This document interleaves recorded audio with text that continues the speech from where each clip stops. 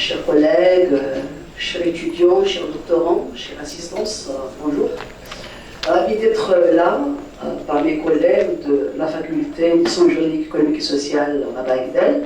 Merci pour l'invitation sur un sujet qui m'est très cher et sur lequel je me suis beaucoup investi, ça fait plusieurs années, pour justement pratiquement le poser avec d'autres collègues, que ce soit à travers des publications scientifiques sur la chose, puisque la question de l'entrepreneuriat est une question très persistante, très percutante en matière de recherche. Et puis, sur la réflexion sur un certain ensemble de types d'accompagnement que nous essayons de prodiguer au niveau des établissements là où nous travaillons, respectivement, pour justement faire partie de ce écosystème national entrepreneurial sur lequel nous allons discuter aujourd'hui pour le définir, pour le démystifier et de voir de quelle manière l'université va se positionner pour justement intégrer cet écosystème national entrepreneurial.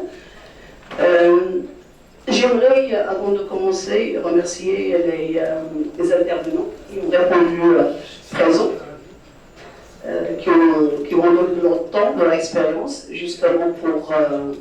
Est-ce que vous m'entendez, s'il vous plaît? Le son, il est bon? Parce que il y a des échos bizarres. Donc, je remercie les intervenants, respectivement Sio Shaib Mernani, ex-président de l'université Sultan Slimane, je remercie aussi notre cher invité, Stéphane Marion, qui nous vient de Lyon 3. Il est, si je me rappelle, il est directeur du campus de Bourg-en-Bresse, Université Jean Moulin, Lyon 3. Je remercie par la même occasion M. Oussama Alikibi, qui nous vient de la Fédération nationale pour l'accompagnement à l'entrepreneuriat et qui représente, c'est Anas Doukali, n'est-ce pas, monsieur?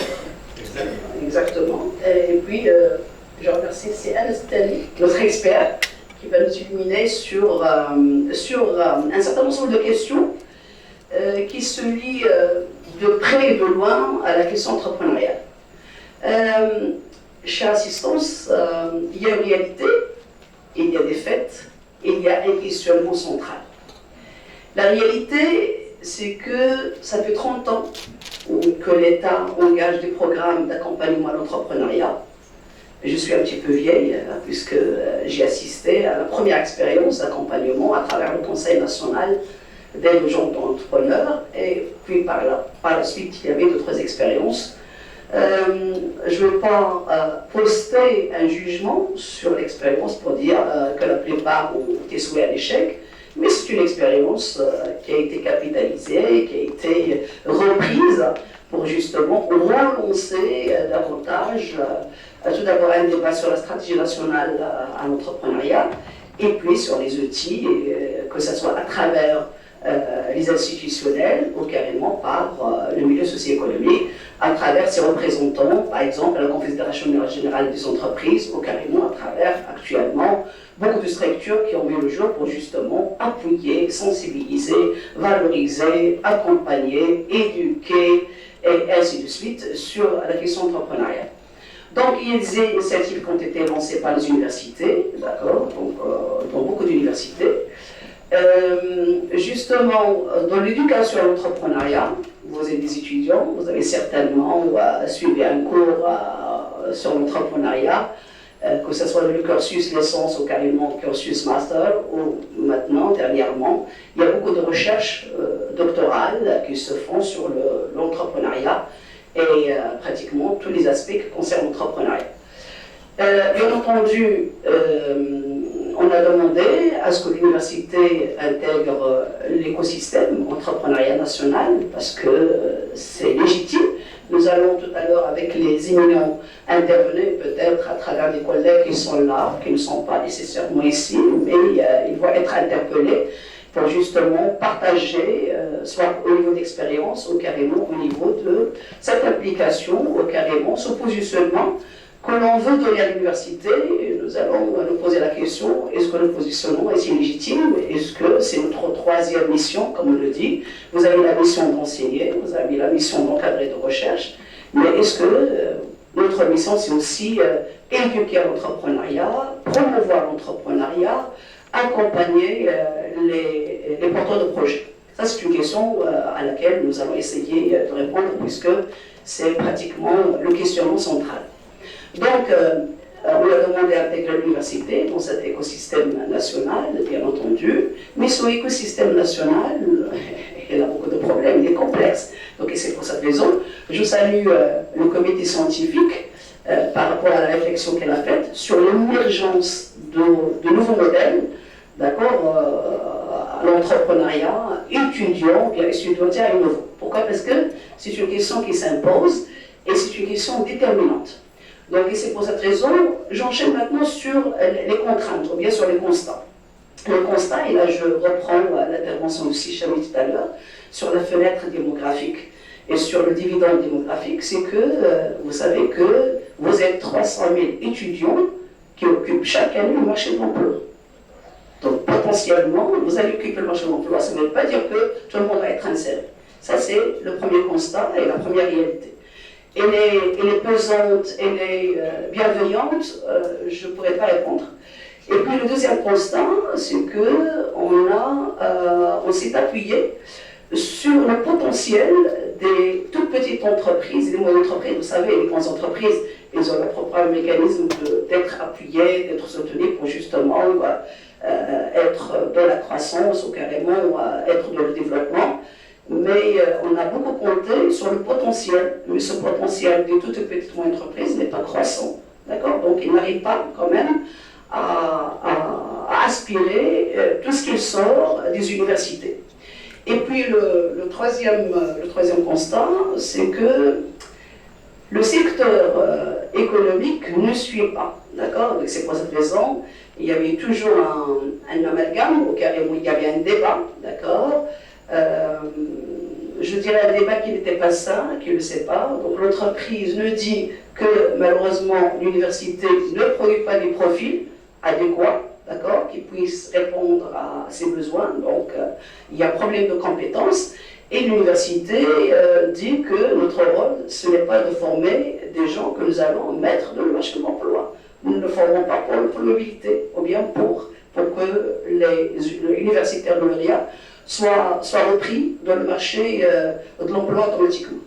Alors, devant un petit peu cette réalité et ces constats, il y a une question, ou bien un questionnement central. Est-ce que l'entrepreneuriat, de manière générale, qu'il soit issu de nous, est-ce qu'il serait-il une solution efficace pour permettre au plus grand nombre d'occuper une place d'acteur économique dans un marché du travail en pleine mutation? D'accord? Est-ce que l'entrepreneuriat pourrait-il devenir le moteur de croissance, de création d'emplois? D'accord? Donc, c'est des questions auxquelles nous allons essayer de répondre. Il y a une autre question, c'est celui du rôle et du positionnement de l'université. On nous demande de nous positionner par rapport à l'entrepreneuriat, que ce soit l'éducation, que ce soit la promotion, que ce soit l'accompagnement, que ce soit l'intégration du coup national entrepreneurial, mais on ne sait pas de quelle manière. Est-ce que de cette manière-là, c'est-à-dire d'organiser des colloques, d'inviter des doctorants à prévaloir leurs recherches, d'inviter des experts dans un sens de partage, mettre en place des expériences mais qui sont insolites, c'est-à-dire qui ne sont pas partagées, qui ne sont pas coordonnées. Tout à l'heure peut-être je vais interpeller une collègue pour nous parler de son expérience, parce que c'est une expérience intéressante. Donc, et c'est pour cette raison, les intervenants sont là pour justement nous illuminer sur toutes ces questions. Alors, donc, à présent, le préambule est terminé. Je vais donner la parole, si vous permettez, dans un ordre, c'est-à-dire dans un ordre qui va nous permettre l'ascension, l'appréhension et la progression pédagogique, parce que nous avons des doctorants parmi nous et nous allons suivre un petit peu ce débat sur la question que le comité scientifique a mise en place, qui est celle de l'émergence de nouveaux modèles d'accompagnement de l'entrepreneuriat étudiant. Sans tarder, je donne la parole à Mouchaïb Merani, qui est président, ex-président de l'université Moulay Slimane, Milan, justement pour nous illuminer sur tout d'abord la question de l'université, comment nous allons nous positionner, de quelle manière, quelles sont les expériences peut-être que votre personne a mises en place dans votre université pour justement favoriser l'entrepreneuriat. Donc ça serait peut-être un partage d'expérience ou carrément un point de vue, d'accord, par rapport à votre expérience. Vous étiez un président, donc il y a beaucoup de choses, beaucoup de projets que vous avez en place concernant ce sujet. C'est à vous la parole, monsieur. Merci. Est-ce que je peux passer? Mais bien sûr. Vous avez parlé de l'histoire de ce sujet, mais vous avez parlé aussi du contexte du sujet. Je suis un peu à l'aise avec des gens qui sont là, qui connaissent surtout l'histoire. Très important. Alors, je n'interviens pas en tant que par l'expérience de président d'université. Parce que depuis que j'étais chercheur à Lille, à l'école supérieure de chimie, un jour, je vais vous raconter mon histoire. Je travaillais sur la cristallo, sur les supras, et je me rends compte, je regarde dans le labo, un livre de l'idée au projet. Il m'a beaucoup intéressé.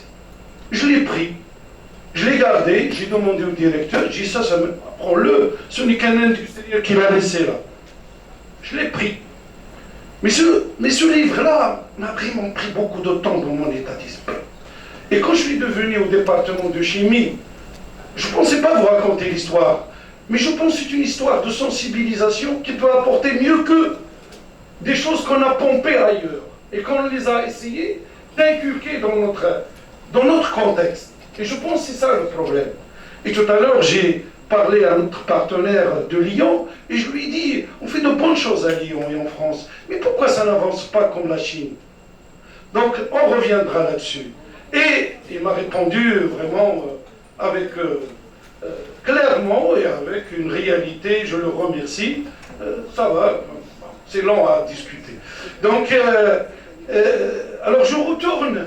La première des choses que je demande à mes collègues, parce que je respecte du fondamental, il n'y a pas d'application fondamentale. Mais, si tu es dans l'université, tu es la tête du pyramide de la société, et que tu n'apportes rien au développement économique, ou tu portes peu, alors comment tu penses que tu vas être vu? Et donc on a commencé à sensibiliser dans ce sens-là.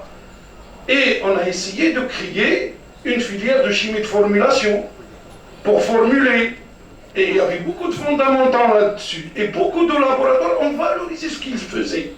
Et après, je me suis dit, j'étais chef de département, je suis devenu doyen de faculté des sciences. J'étais responsable de l'incubateur que j'ai créé à travers le nom de valoriser la formation et valoriser la recherche, pas au niveau académique, mais au niveau aux yeux du grand public. Alors pour la valoriser, il faut présenter quelque chose. Il faut que les gens qui cherchent de l'emploi pour leurs enfants aussi également voir émerger des actions économiques de l'université. Donc il faut lier le fondamental à l'appliquer et j'ai commencé à militer pour ça. Et j'étais le premier établissement à accès ouvert qui était compétitif avec l'école Mohammedia et Bounahmidi le sait bien. Je dis même les noms. C'est un brave monsieur qui a beaucoup milité pour ça et qui était à l'école Mohammedia.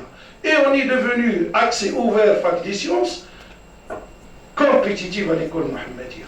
Parce que les grands savants, les créateurs d'électricité pouvaient en défiler pas mal en économie. Il y en a pas mal qui étaient moyens, ou même pas moyens en classe, dans l'amphi. Et c'est eux qui ont pu innover. Alors, quelle innovation on cherche? Parce que, quand on parle d'innovation, il faut qu'on fasse comprendre aux citoyens, à nos étudiants, pourquoi on parle de l'innovation. Parce que si on veut se développer, الركن الأساسي بحال الإسلام خمسة l'innovation هو الركن الأساسي قالها الله يرحمه سيدنا الحسن الثاني. الركن الأساسي c'est l'ibtikar. Pourquoi? Parce que si tu consommes rien que ce que tu emportes, eh ben, c'est la faillite. Il ne faut pas espérer autre chose. On parle agro, mais qu'est-ce que tu fais de ça? Qu'est-ce que tu fais de ceci et de cela? Est-ce que tu es compétitif? Mais quelle compétitivité? Et la compétitivité mondiale. C'est bien tout ça. C'est en Europe. Mais l'université, c'est là où on a les étudiants qui ont de la matière grise assez avancée et prêts à faire ça. C'est là où on a les grands professeurs qui ont un savoir et un savoir-faire seulement. Et il faut les motiver, il faut les accompagner, il faut les sensibiliser, il faut qu'ils se retrouvent dans l'action. Donc c'est pour ça que je veux parler de cette expérience. J'ai mis quelques écrits que j'ai écrits il y a un problème de micro, que j'ai écrit il y a longtemps, mais quand j'ai vu nouveau modèle, je pense que le nouveau modèle qu'il faut chercher, c'est faire du benchmarking. Regarde ce qu'ils font les autres, mais fais ce qui peut te faire avancer. Parce que si on cherche l'écosystème, comme il a été dit, et qui demande un nombre de maillons de chaîne assez important, je pense qu'on en a pour 50 ans encore. Donc, quelle est la solution pour aller un peu plus vite, être conscient que si on ne s'intéresse pas à l'innovation dans l'université, parce que quand on parle d'incuber des idées, ou accompagner des idées, ou innover dans l'université, ou quand on parle d'incubateurs de l'université, ce n'est pas les incubateurs du privé, ce n'est pas les incubateurs de la zone industrielle, la zone pour refaire des choses qui existent, améliorer la qualité, c'est pas ça. L'université, c'est le seul lieu où on peut espérer avoir de l'innovation qui nous permet d'accéder à la nouvelle technologie et à être compétitif à l'échelle mondiale. Donc, il ne faut pas parler d'incubateur et mélanger les choses. Il ne faut pas parler d'action, d'innovation, de transformation d'idées à l'entreprise d'une manière non précise.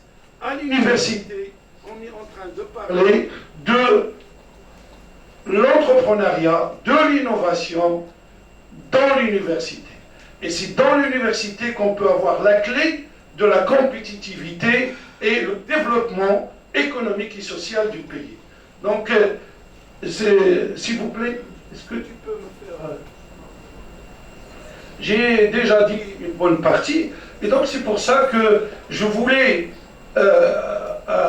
d'abord, mais je le ferai à la fin, Simon, et je voulais présenter à mes chers collègues enseignantes et enseignants, aux chères étudiantes et étudiants, et on parle d'assistance, une idée sur ce que c'est qu'un incubateur. Ça marche pas.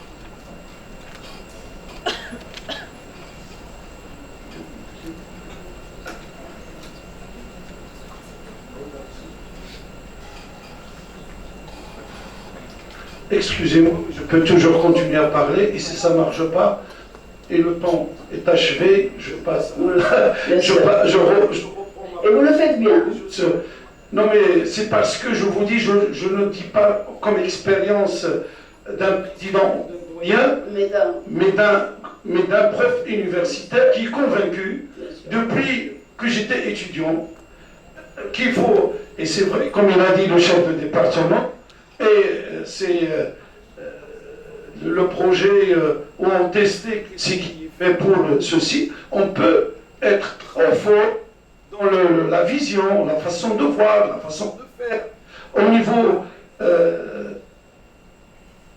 d'écrit, avoir même des publics assez avancés dans le domaine, et on est incapable de créer une entreprise. Donc les choses se font en fonction de la nature des gens. Donc c'est pour ça que, même dès que la question dit l'homme qu'il faut là où il le faut, ce n'est pas une question de celui-là est mieux que l'autre. Il faut que chacun cherche sur quelle rail il peut bien rouler. Là où il se trouve, mon expérience à l'université Sultan Moulay Slimane dans l'incubateur que j'ai créé, bien que l'université était très très jeune, la première des choses, j'étais le président fondateur, et la première des choses avec laquelle j'ai commencé, c'était l'incubateur, les Fab Labs, tout ce qui peut faire bouger les étudiants et les enseignants. Et figurez-vous que meilleure entreprise que je retiens, c'était un licencié de la faculté polydisciplinaire qui a eu l'idée de créer de manière innovante un projet sur lequel elle a fait travailler les doctorants de la FST en matière d'informatique, en matière de nouvelles technologies. Il a fait travailler avec lui c'est un juriste, il a fait travailler des économistes pour le business plan, et il était le chef de l'entreprise qu'il a créée. Alors derrière lui, c'était les doctorants, c'était les... Donc il faut ces exemples, cette réalité, il faut que nos étudiants, il faut que nos collègues le sachent, nos responsables aussi. Donc c'est pour ça que... Alors comment faire avancer Voilà. Donc ici, j'ai écrit ce titre, le souci permanent d'adéquation du système de formation, de recherche à l'environnement économique. Alors c'est vraiment, on a un souci pour ça. Il faut d'abord savoir de quoi il a besoin, le milieu socio-économique. On a, pour faire une filière, il faut avoir un bon diagnostic de ceci. Et ça doit être lié aussi. Quel est le besoin économique? Donc, comment être compétitif? Puisque je suis dans l'université. Et donc, les choses sont liées. C'est à travers des actions comme l'incubateur, c'est-à-dire valoriser la formation universitaire et la recherche universitaire aux yeux des grands publics, parce qu'on l'a appelé incubateur, c'est des démarches qui correspondent à la nomenclature, mais je peux l'appeler autre chose. Je peux l'appeler tout simplement valoriser la recherche et la formation. Donc, pour cela, il faut, pour réussir ceci, il faut être à l'écoute vis-à-vis du milieu socio-économique. Oui, j'ai repéré. Donc, comme j'ai dit, je vais passer du texte, certainement les gens l'ont lu. Donc, la seule solution, je l'ai dit oralement, je ne vais pas le répéter, pour jouer le rôle d'innovation dans l'université, c'est les incubateurs, ou on peut donner un autre nom. Ces incubateurs, il faut qu'ils repèrent des idées, il faut qu'ils repèrent, détectent des projets, il faut qu'ils sensibilisent les gens, il faut pré-incuber, etc., etc. Une fois on repère un bon projet, on est dans l'incubateur, et après avoir réussi son incubation, je peux le faire sortir dans une pépinière. Alors c'est pour cela, et pour être réaliste, pour que ça marche, même sans écosystème, parce qu'il faut attendre l'écosystème, c'est la partie juridique, la partie pédagogique, la partie... c'est énorme, donc il faut travailler avec ce qu'on a. Donc on peut réussir ce que j'ai dit, rien qu'avec les moyens qui existent dans l'université. Il y a des salles de réunion, il y a l'Internet, il y a des salles de TD, tout ça, on peut le mettre, il y a des laboratoires de recherche. On n'est pas obligé, dans notre contexte, pour démarrer, de dire il nous faut un grand centre de 20 ou 30 millions de dirhams pour démarrer les labos là-dedans. Les labos qui existent peuvent abriter des porteurs de projets et dans les différentes disciplines. Mais aussi, le plus important, c'est donner l'occasion aux porteurs de projets, à l'administrateur, les gens permanents, un seul suffira de se former et de développer ses connaissances dans le domaine. Alors, pour réussir ça, on peut le publier après, mais c'est des choses très importantes, simples à faire, mais il faut les faire. Donc, il y a un certain nombre de points que je ne vais pas lire, mais il y en a, je peux vous ajouter d'autres. et qui sont faisables. Je n'ai pas besoin d'écosystème. Je n'ai pas besoin d'attendre autre chose. Alors pourquoi on attend? C'est le plus important. Parce que les systèmes, l'écosystème, et puis tout ce qui va avec, va être facilement créé une fois les choses commencent à tourner et s'imposer. Voilà. Donc, et vous savez, le développement humain, on est sorti, on ne savait même pas quoi manger. On ne faisait pas de marmite. Mais on a tout appris. C'est de l'innovation. C'est de l'innovation. On a vécu avec ça. Et une chose très importante, est-ce que le savoir, c'est le savoir qui a fait l'université ou l'université qui a fait le savoir? Est-ce que l'être humain qui a fait l'université ou l'université qui a fait la compétence de l'être humain? Eh bien, la compétence de l'être humain qui a fait l'université. Vous pouvez voir l'histoire, les choses extraordinaires, même au niveau électricité. Mais après, c'est l'université qui développe, c'est l'université qui organise, c'est l'université qui catalyse l'innovation pour avancer. Mais il ne faut pas être encablé par les noms. Mais c'est là on a l'étudiant, on a le professeur, on a l'homme de l'innovation. C'est là où on peut faire sortir notre avenir et notre tranquillité. Alors, l'écosystème dont on parlait, c'est ça. Alors, pour faire ça, une fois tu as un incubateur, c'est-à-dire tu as des gens qui ont pris l'initiative, ils ont créé, ou bien tu as un Fab Lab. Vous savez, prenez les noms qu'il a dit M. Chami, tous, prenez n'importe lequel, vous allez vous retrouver là-dedans.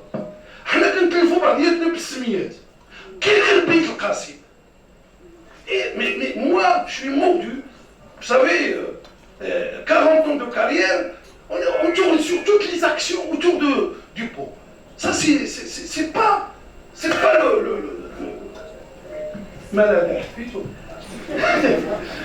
Donc, l'incubateur, si je crée quelque chose, je crée de l'activité et je retourne à l'université.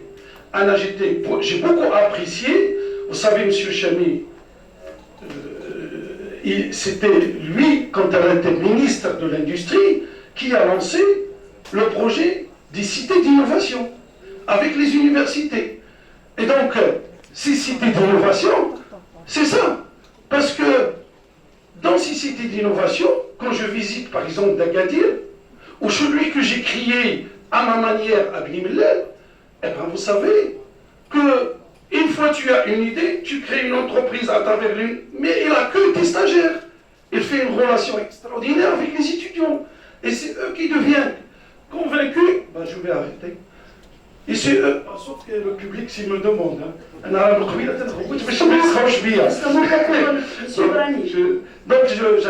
Donc, vous savez que tout ça, c'est quand on regroupe tous ces composantes, eh bien, qu'est-ce qu'on crée? On crée l'innovation et la création de richesse en grappe. La richesse que tu veux libre, vas-y, pardon. Donc c'est ce que je voulais dire à la fin, c'est essayer de créer dans un site géographique, dans un contexte géographique. Et vous savez, avec le virtuel, les sites géographiques ne sont plus que des positions terrestres. Maintenant, ils sont même virtuels. C'est-à-dire, je peux parler de campus sans que ça soit dans le même site. Donc, l'essentiel, c'est qu'on interagit entre nous et qu'on a dans le même site, on est en train d'interférer, d'interagir pour pouvoir créer le phénomène d'innovation universitaire, je précise universitaire, en grappe. Ben, merci pour votre attention et j'ai terminé. Merci, Monsieur Merlani. Donc, il faut rien attendre. Il faut rien attendre. Et il ne faut pas attendre l'écosystème. Il faut prendre les initiatives et il faut entreprendre. Voilà ce que nous retenons de votre intervention. De toute façon, le plan c'est là pour vous poser des questions, justement, sur l'expérience que vous avez initiée. d'accord, sur les incubateurs. Maintenant, nous allons passer à notre registre, c'est celui du statut national de l'étudiant entrepreneur. Donc j'invite M. Stéphane Morion, qui vient de Jean Moulin de 3, justement, nous livrer, présenter pour nous l'expérience de SALEM. SALEM, c'est le projet de structuration accompagnement de l'entrepreneuriat étudiant en Maghreb, d'accord, donc il y a pour objectif la création d'un dispositif national d'étudiants entrepreneurs au sein du système d'enseignement supérieur permettant d'intégrer un projet de création d'entreprise au parcours universitaire. Donc ce même programme, il a porté également sur la création des pôles d'accompagnement au sein de l'établissement de l'enseignement supérieur. Donc c'est à vous la parole, monsieur Stéphane, et bienvenue encore une fois. Oui, merci. Alors je rappelle Franck, nous disposons d'un capital temps de 60 minutes, d'une heure. Je vais les partager 20, peut-être 15 pour donner le reste du temps qui reste à l'audience pour justement pour un échange, pour poser des questions. Voilà. On est d'accord, s'il vous plaît? Très bien, merci. Merci. Bonjour à toutes et à tous et merci pour l'invitation. Donc, je suis Stéphane Marion, je suis maître de conférence à l'Université Jean Moulin Lyon 3 et je suis spécialisé en entrepreneuriat depuis quasiment une quarantaine d'années et je dirige à Lyon un master qui est dans la discipline. Alors, j'ai plaisir à revenir ici à l'université Mohamed V de Rabat, tout simplement parce que c'est ici qu'on a initié le programme SALEM. Il y a un autre micro qui est ouvert, je pense.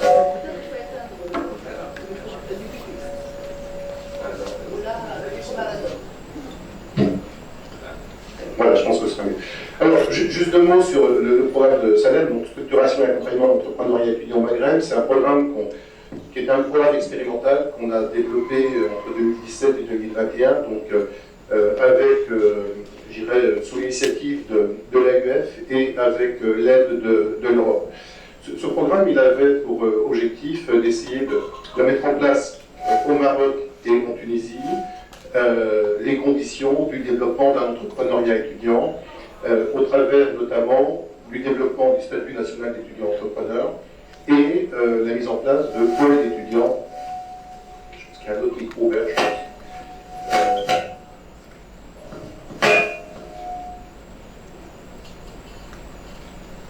Je pense que oui, ça ira mieux. Donc, il avait pour objectif de mettre en place le statut d'étudiant entrepreneur et la création de pôles, s'appuyant notamment sur l'expérience de trois pays, la Belgique, la France et la Roumanie, sachant qu'en France, on a développé des pôles dans les universités métropolitaines et on a aujourd'hui 33 pôles d'étudiants entrepreneurs dans les universités françaises. Alors, ce qui est intéressant, c'est que ce programme expérimental qui s'est terminé en 2021 à partir de 4 universités, 2 en Tunisie et 2 au Maroc, a connu tout d'abord un déploiement. En Tunisie, nous arrivons à la fin de la phase de déploiement avec les 3 dernières universités qui vont mettre en place des pôles.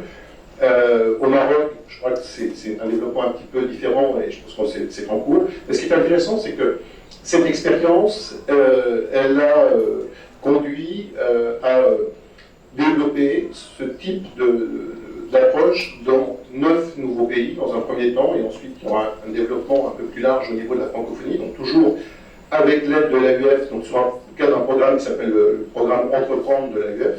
Et j'étais la semaine dernière au Sénégal pour pouvoir accompagner ces 9 nouveaux pays qui vont développer ces pôles d'entrepreneuriat. Alors, ce programme Entreprendre, il est là pour favoriser la culture entrepreneuriale au sein des établissements d'enseignement supérieur, avec un double objectif. Un, développer ce statut national d'étudiant entrepreneur dans ces différents pays. Par exemple, la Côte d'Ivoire l'a adopté la semaine dernière. Et deux, mettre en place des pôles de pré-incubation entrepreneuriale au sein des centres d'employabilité qui sont développés par l'AUF. Alors, c'est pas neutre, pourquoi? Parce que ça présente l'entrepreneuriat comme un vecteur d'insertion professionnelle. Et je crois qu'il faut bien s'entendre sur quelle est la fonction de l'entrepreneuriat étudiant. Ce n'est pas forcément de développer la création d'entreprise. C'est avant tout de développer la posture entrepreneuriale des étudiants. Et je dis bien posture entrepreneuriale. Pourquoi? Parce que c'est une façon d'être, une façon d'agir.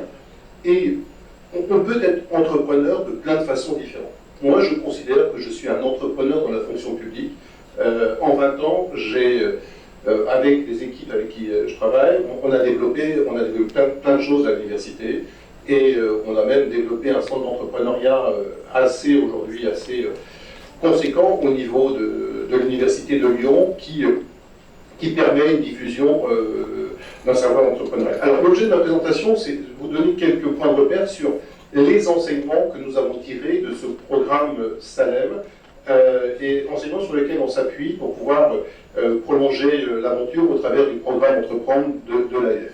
Alors, pour mettre en place des pôles d'étudiants entrepreneurs, je crois qu'il y a une première chose, un premier élément qu'on a retiré, c'est qu'il faut vraiment une volonté ministérielle affirmée. Je pense que sans une volonté ministérielle qui est là pour pouvoir passer d'initiative individuelle à un développement à grande échelle, il peut difficilement se passer quelque chose. Et sans une volonté ministérielle, on ne peut pas avoir de statut d'étudiant entrepreneur qui permette d'adapter les parcours universitaires aux contraintes des étudiants qui sont en logique entrepreneuriale. Deuxième chose, et je trouve que c'est ce qui manque le plus dans la réponse que j'ai faite à mon collègue tout à l'heure, ce qui manque le plus, c'est qu'il faut un engagement volontaire des universités et notamment de leur gouvernance. Aujourd'hui, moi j'ai commencé à faire l'entrepreneuriat au milieu des années 80. Quand je suis arrivé à l'université, on m'a mis dans un petit bureau et on m'a dit « Monsieur Marion, faites ce que vous voulez, on a envie de faire de l'entrepreneuriat ». Mais très vite, vous vous épuisez, et puis quand on est uniquement au niveau d'initiative individuelle, ça dure le temps que la personne s'intéresse à la question. Et ce qui est important, c'est que le projet, quel que soit le projet entrepreneurial, il doit être porté par les présidences d'université et considéré comme un projet stratégique, c'est-à-dire doté de moyens, d'ambition et d'objectifs. Donc, le projet doit être doté de moyens matériels, financiers, il doit être inscrit dans la durée, parce que les résultats, ils ne sont pas immédiats. Et puis, ils doivent être dotés de ressources humaines expérimentées. On a déjà évoqué la question ce matin. Faire de l'accompagnement d'entrepreneurs, ce n'est pas la même chose que faire de l'enseignement, diffuser de la connaissance classique à l'université. Et ça veut dire qu'on a besoin, je dirais par rapport à nos ressources humaines, de se doter de compétences spécifiques pour l'accompagnement des étudiants. La finalité d'un pôle, un pôle d'étudiants entrepreneurs, il a pour objectif de prendre en charge la structuration de l'entrepreneuriat étudiant au sein de l'université, au travers d'équipes, d'une part, et d'espaces dédiés, d'autre part. Pour l'université, la création d'un pôle ne peut s'envisager sans que ça soit inscrit dans sa stratégie. Ça veut dire que toute université, lorsqu'elle veut développer un pôle d'étudiants entrepreneurs, doit présenter quelque part sa feuille de route pour l'entrepreneuriat étudiant. Qu'est-ce qu'elle veut faire, à quelles conditions, avec quels moyens? Si on n'inscrit pas dans la stratégie de l'université, il ne se passe rien. Je rappelle que la stratégie, c'est d'abord faire de l'allocation de ressources ou de la réallocation de ressources. Ça veut dire qu'on dit toujours qu'il nous manque de l'argent pour faire de l'entrepreneuriat étudiant. Moi je dis non, il ne nous manque pas d'argent. L'argent dont les universités disposent, il faut l'utiliser autrement. Et il faut arrêter de figer les budgets dans des logiques qui sont des logiques de reproduction d'année en année. Et puis, je pense que ce qui est important aussi, c'est que le label de pôle d'étudiants entrepreneurs, il doit être accordé sous un certain nombre de conditions. Et pour ça, le ministère doit notamment veiller à ce que, quelles que soient les universités qui développent des pôles, on ait un minimum de services pour les étudiants qui soient assurés et on a un minimum de conditions de développement qui soient respectées. Alors, les activités d'un pôle, pour moi, doivent être orientées dans 3 directions. Tout d'abord, en direction des établissements. Une université, c'est composé d'un ensemble d'établissements. Et il faut que chaque établissement affiche sa volonté d'œuvrer en faveur de l'entrepreneuriat étudiant. Il faut que, bien sûr, il y a une feuille de route au niveau de l'université, mais il faut aussi que chaque établissement dise ce qu'il veut faire de l'entrepreneuriat étudiant et à quelles conditions il veut le faire. Et il ne faut pas... Parce que qu'est-ce qui se passe quelquefois, c'est que les établissements vont se décharger sur des pôles, sur des pépinières de l'entrepreneuriat étudiant, en disant oui, mais il y a une pépinière, il y a un incubateur, celui qui s'occupe de l'entrepreneuriat étudiant. Non, non, ça doit être inscrit dans la politique de l'établissement, et l'établissement doit se doter de moyens. Un pôle doit aussi agir en direction des étudiants. Hein. Donc un pôle a pour mission de favoriser l'entrepreneuriat étudiant. Sans l'adhésion des étudiants, la raison d'être d'un pôle disparaît. Donc, pour ça, chaque pôle doit adapter ses actions en fonction des groupes visés, donc en fonction du type d'étudiants. Disons, on ne va pas faire la même chose avec des doctorants qu'avec des étudiants de première année ou des étudiants qui sont en niveau de master professionnel. Et puis, le pôle, il doit travailler avec l'écosystème. Il ne faut pas créer l'écosystème. L'écosystème, il existe. Il faut juste l'activer et travailler avec cet écosystème. Donc, un pôle ne peut pas travailler seul. Il doit s'appuyer sur l'écosystème entrepreneurial propre à son territoire et fonctionner en synergie très forte avec ce pôle. Alors, quelles sont les actions qu'on doit développer? Les actions qu'on doit développer, on peut les classer à 3 niveaux. Il y a tout d'abord des actions d'information, de sensibilisation de la communauté universitaire à l'entrepreneuriat. Ce qui serait très bien, c'est que nos universitaires, j'ai lu qu'il y a quelques communications sur le sujet, deviennent elles-mêmes un peu plus entrepreneuriales qu'elles ne le sont, et un peu moins, entre guillemets, administratives. Deuxième fonction, c'est, un, il faut informer et sensibiliser. 2, il faut former et contribuer au développement de la posture entrepreneuriale. Et puis 3, il faut accompagner les étudiants qui sont porteurs de projets.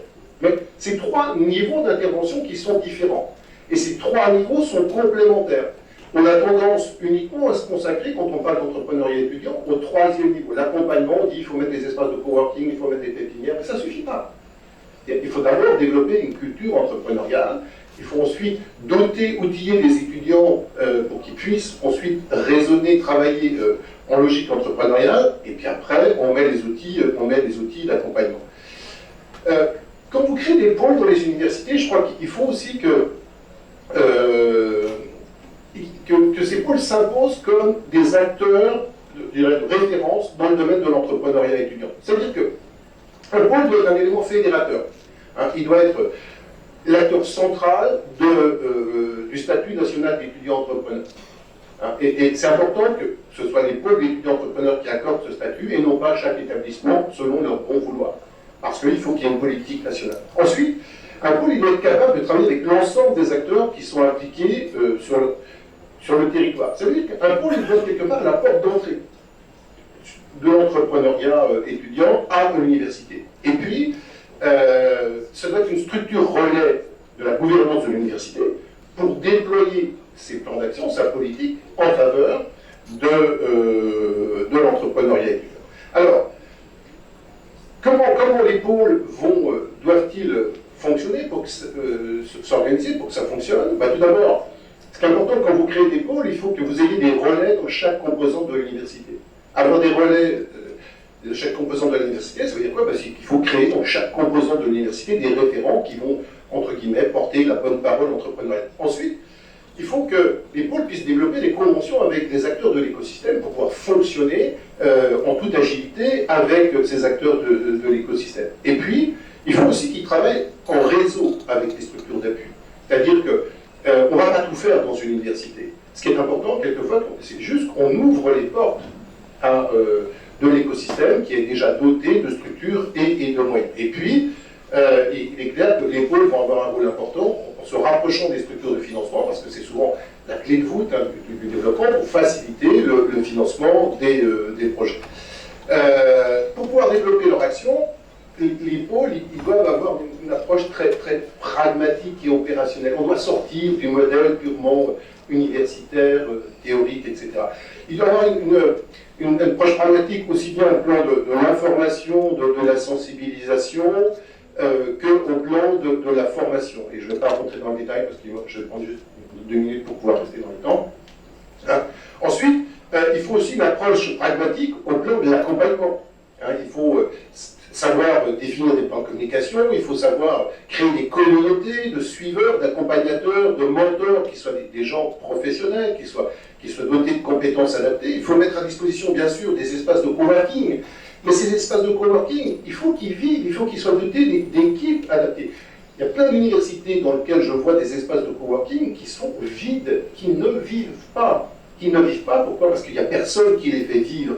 Il ne faut pas uniquement se dire j'ouvre un incubateur, j'ouvre un espace pour que ça fonctionne. Pour que ça fonctionne, ben, il faut qu'il y ait de l'énergie à l'intérieur de l'espace. Et comme moi je visite des espaces, je vais vous dire des choses. Choses très simples qui me permettent de voir si ça fonctionne ou pas. Je regarde les poubelles et je regarde s'il y a des tasses à café. Si les poubelles sont vides, c'est que les gens ne vivent pas, ils n'ont pas rangé au bureau. S'il n'y a pas de tasse à café qui traîne dans le coin, ça veut dire que si c'est tout clean, etc., il y a un moment donné, ça veut dire que ça ne vit pas. Et un incubateur, ça doit vivre. Et puis, il faut mettre dans les universités des équipes dédiées d'animateurs adaptés.